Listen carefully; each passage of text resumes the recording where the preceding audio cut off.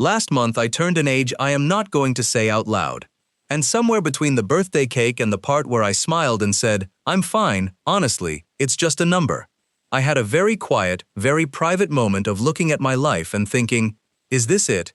Is this what I was supposed to build? Did I make the right choices? Did I waste time? Am I behind? Behind what? Behind whom?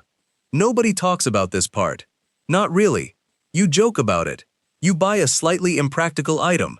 You sign up for a gym membership or a pottery class or a week-long retreat that promises to teach you to live in the present moment for the low price of something that could cover 2 months of rent.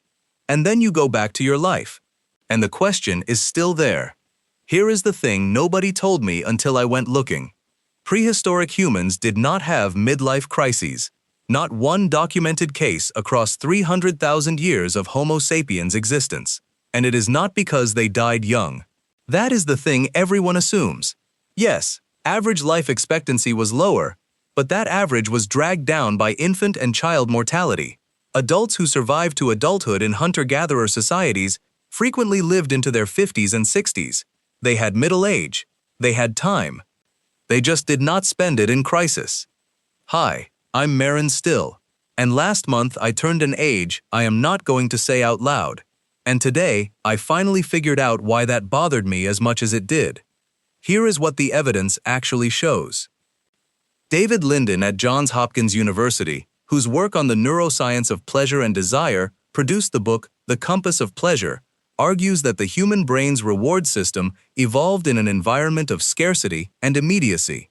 When you find food today, you eat it today. When you have shelter tonight, you sleep in it tonight.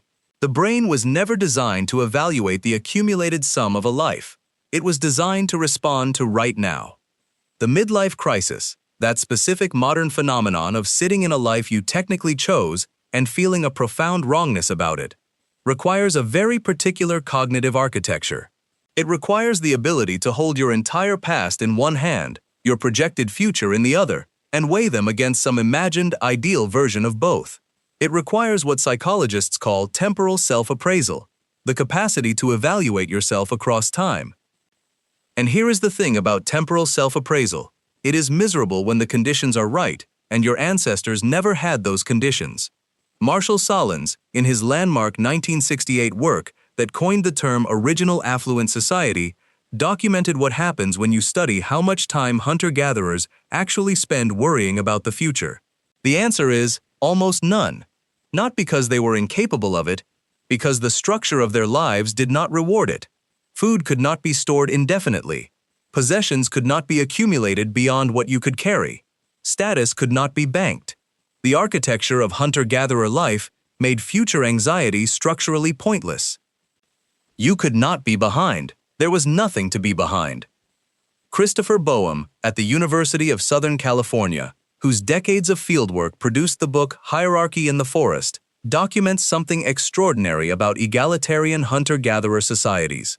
Any individual who attempted to accumulate significantly more than their band members, more food, more influence, more status, was actively suppressed by the group, not through violence, but through something anthropologists call leveling mechanisms, ridicule, gossip, and the withdrawal of social support until the accumulator returned to the group's level.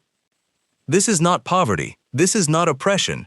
This is a built-in structural mechanism that made status anxiety impossible to sustain.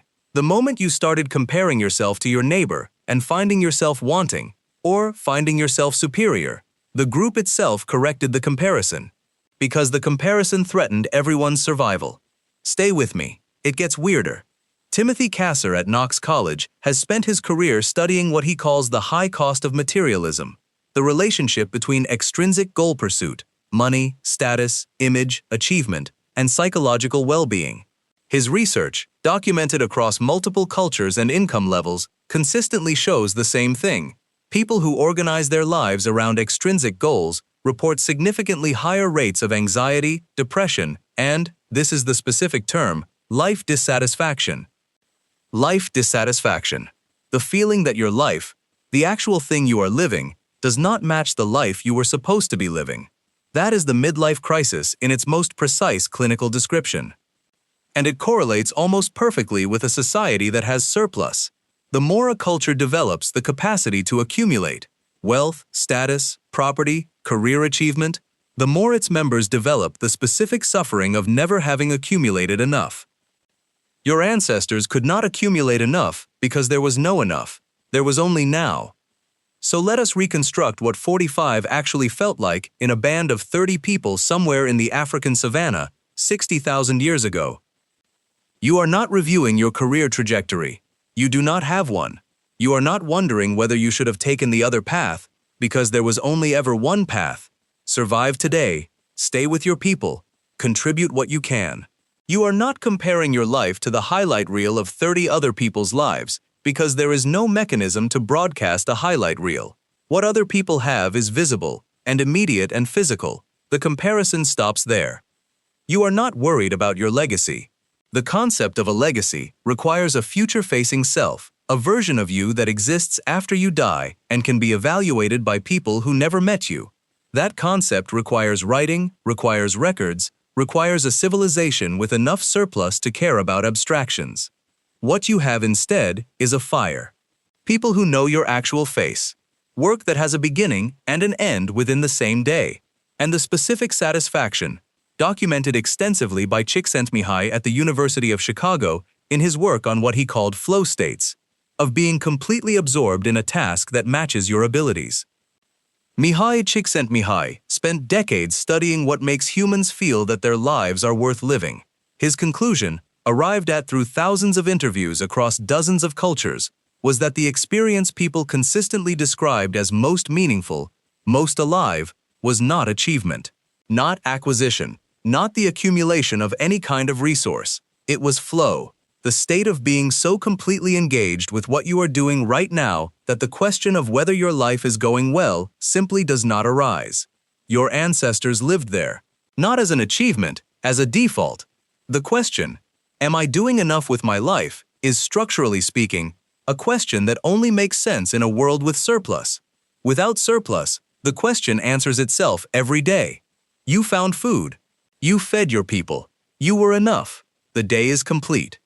With surplus, the question never answers itself, because enough keeps moving, because the pile can always be bigger, because someone else's pile is visible and yours is not. Bruce Alexander at Simon Fraser University, whose research on addiction produced the famous Rat Park experiments, argues that many of the psychological disorders most common in modern societies, depression, anxiety, addiction, the specific flavor of existential emptiness that sends people to weekend retreats, are not medical failures of individual brains. They are predictable responses to environments that have been stripped of the conditions human brains actually need: meaning, belonging, competence, the experience of mattering to a specific group of specific people who can see your actual face. Those conditions were standard equipment for your ancestor at 45. They are amenities you have to work for and pay for and schedule and protect in a calendar app. And here is the modern slap. The thing people spend the most money trying to buy during a midlife crisis, the pottery class, the meditation retreat, the minimalist cabin in the woods, the sabbatical, the I'm leaving everything to find myself, is the exact cognitive state your ancestors lived in as a default. Present. Embedded. Enough. You are not broken. You are not behind.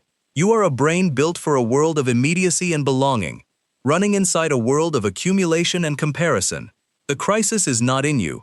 The crisis is the gap between the environment your brain evolved for and the environment you are actually in.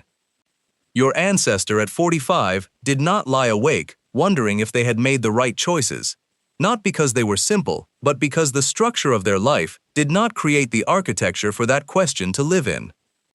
The question requires a future. It requires comparison. It requires surplus. It requires a self that exists across time as a project that can be evaluated and found wanting. Your ancestor had none of those things. They had tonight's fire, the people sitting around it, tomorrow's hunt, and the specific, irreplaceable, completely non-monetizable satisfaction of being exactly where they were supposed to be. Hi, I'm Marin Still, and now you can never unknow this.